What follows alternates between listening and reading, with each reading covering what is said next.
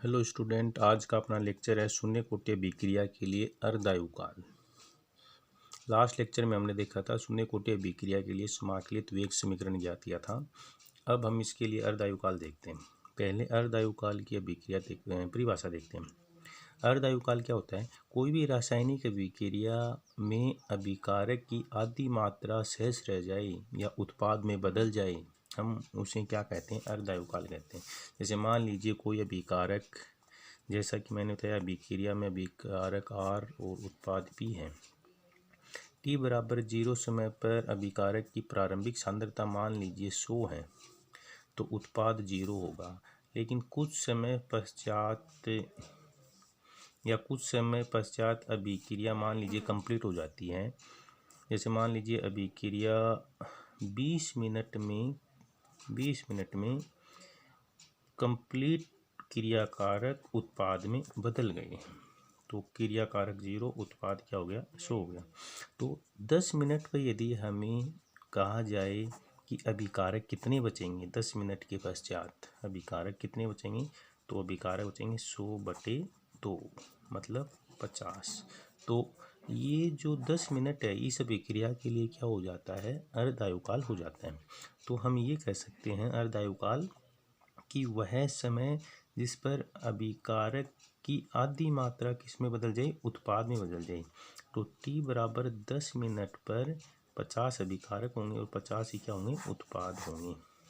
तो ये होता है अर्धायुकाल। तो अर्धायुकाल क्या हो गया? अभिकारक की आधी मात्रा उत्पाद में बदल जाए, उसे क्या कहेंगे? अर्धायुकाल कहेंगे। शून्य कोटि के लिए अर्धायुकाल देखते हैं। तो शून्य कोटि के लिए एक समीकरण देखा था हमने, t बराबर x/k0, जो कि समीकरण 6 था।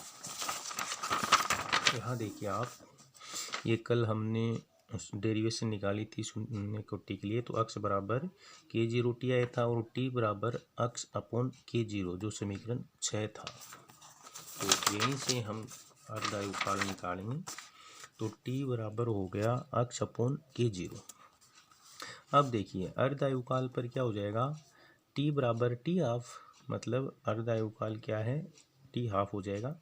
तो x बराबर a/2 मतलब उत्पाद जो है अर्धायुकाल पर वो कितना होगा? 50% होगा।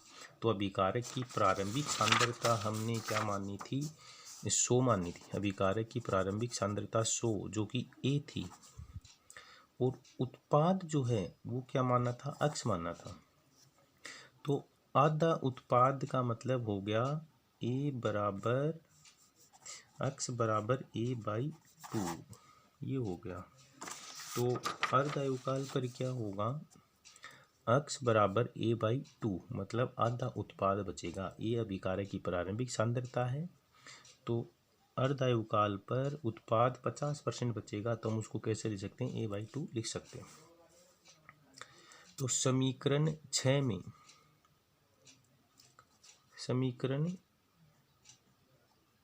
ये जो समीकरण 6 है, इसमें हम ये वैल्यू रखते हैं। तो t½ बराबर हो जाएगा a/2k0। ये समीकरण 7 हो गया। समीकरण 7 से क्या स्पष्ट है कि अर्धायुकाल है वो समानुपाती है a, और a क्या है? अभिकारक की प्रारंभिक सांद्रता है। तो यहाँ समीकरण 7 से क्या स्पष्ट होता है?